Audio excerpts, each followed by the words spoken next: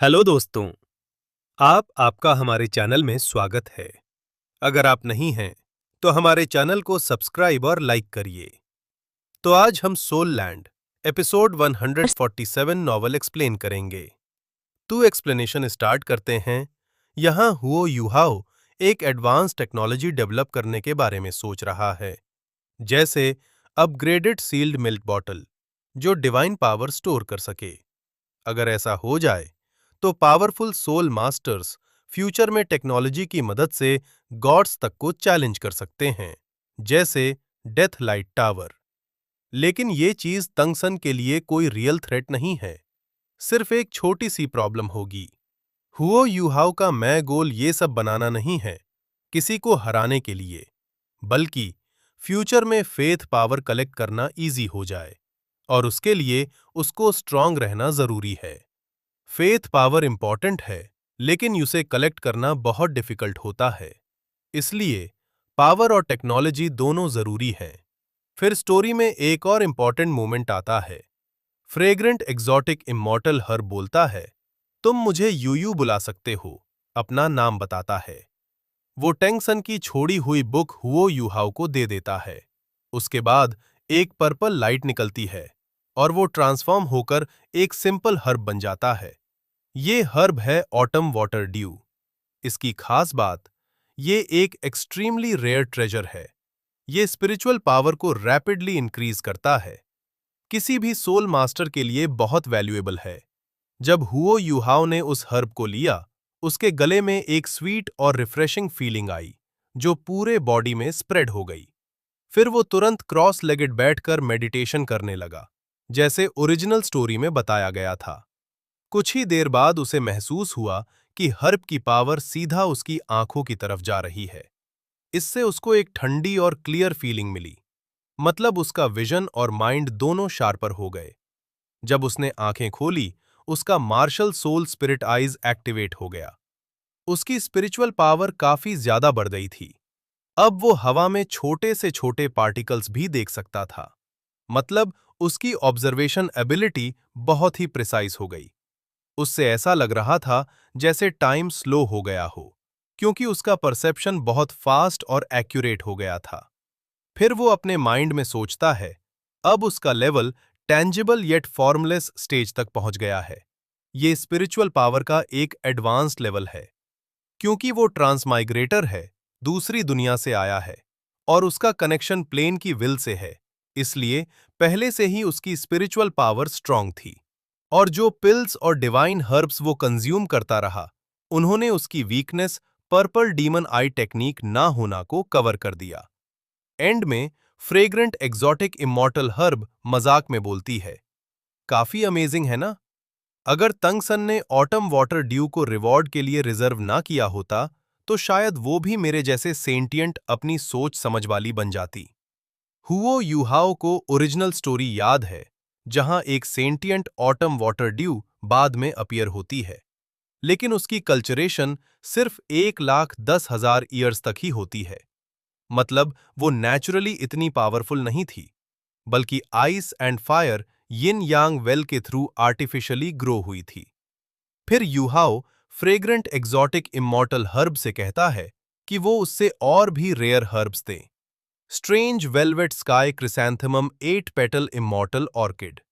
उसका प्लान क्या है? यूहाओ बहुत स्मार्ट है। वो एक ही बार में सब हर्ब्स नहीं लेना चाहता, क्योंकि ये हर्ब्स बहुत पावरफुल होते हैं। अगर एक साथ ले लिए तो बॉडी हैंडल नहीं कर पाएगी। इसलिए वो step by step approach follow करता है।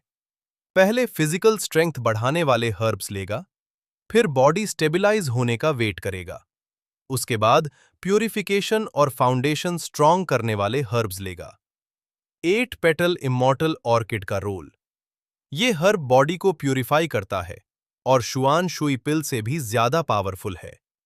प्रीमीडियल इमॉर्टल ग्रास के बारे में यूहाओ जानता है कि वो अभी एग्जिस्ट करता होगा, लेकिन अभी इम्यूचर है। उसका मेन यूज है सोल कोर फॉर्मेशन, इसलिए वो यूज बाद में कंज्यूम करेगा जब उसकी स्ट्रेंथ बढ़ जाएगी। फ्रेग्रेंट एग्जॉटिक इमॉर्टल हर्ब का रिएक्शन, वो शॉक हो जाता है क्योंकि यूहाओ को इतनी डीप नॉलेज है। वो उन हर्ब्स के नाम भी जानता है जो उसने बताए भी नहीं। इसलिए वो डाउट करता है, क्या तुम पहले यहां आ चुके हो? युहाओ का आंसर, वो कैजुअली स्माइल करके कहता है, ये मेरी फर्स्ट टाइम ही है। क्या तुमने मुझे पहले कभी देखा है? मतलब इनडायरेक्टली वो अपनी पास्ट नॉलेज हाइड कर रहा है। हुओ युहाओ बोलता है कि उसके पास इंफॉर्मेशन लेने का एक स्पेशल तरीका है। ये सुन के fragrant exotic immortal herb confused हो जाता है। वो सोचता है कि इतनी डिटेल्ड नॉलेज किसी नॉर्मल इंसान के पास कैसे हो सकती है, क्योंकि ice and fire yin Yang well तो बहुत सालों से आइसोलेटेड था। सिर्फ टैंग सन ही इसके बारे में सब जानता था। इसलिए हर्ब को डाउट होता है कि शायद हुओ युहाओ का कनेक्शन डिवाइन रेल्म, देवताओं की दुनिया से हो सकता है। और उससे ये भी समझ आता है कि अगर कोई गॉड उससे मारना चाहे तो वो बिल्कुल पावरलेस है। डर के मारे और समझदारी से फ्रेग्रेंट एग्जॉटिक इमॉर्टल हर्ब हुओ युहाओ को वो सारे हर्ब्स दे देता है जो अभी तक कॉन्शियस, जीवित सोचने वाले नहीं बने थे। फिर हुओ युहाओ ओरिजिनल मेथड फॉलो करके दो पावरफुल हर्ब्स कंज्यूम करता है, strange velvet sky chrysanthemum 8 petal immortal orchid. इनको लेने के बाद उसका बॉडी काफी स्ट्रांग हो जाता है। उसके अंदर की इंप्योरिटीज, गंदगी स्लैश वीकनेस निकल जाती है। और सबसे इंपॉर्टेंट, उसका सोल पावर डायरेक्टली 3 लेवल्स बढ़ जाता है। अब वो रैंक संटाली सोल एंसेस्टर बन जाता है।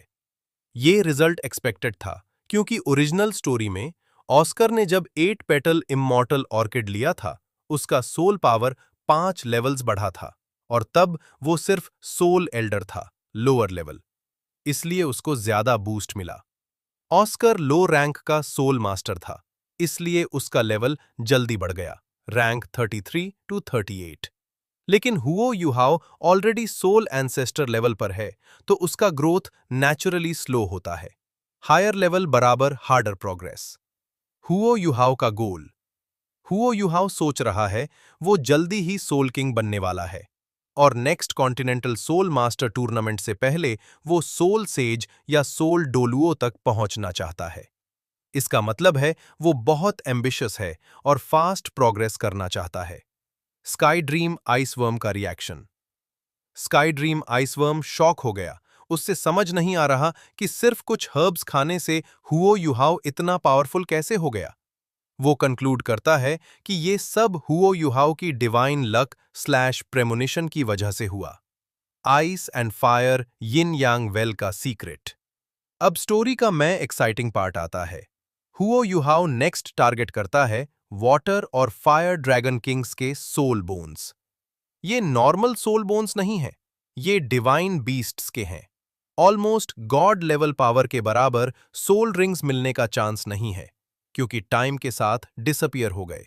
लेकिन सोल बोन्स अभी भी हिडन हैं लेक के नीचे। Problem slash challenge.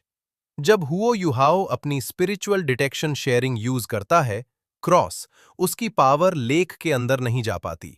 क्रॉस एक बैरियर स्लैश ब्लॉक उसे रोक देता है। इसका मतलब रियल चैलेंज अब स्टार्ट होता है। अब उससे सिर्फ पावर नहीं, स्ट्रैटेजी भी यूज करनी पड़ेगी। Thank you for support guys. अब ऐसे ही सपोर्ट करोगे तो मैं 148 एपिसोड भी लाऊंगा।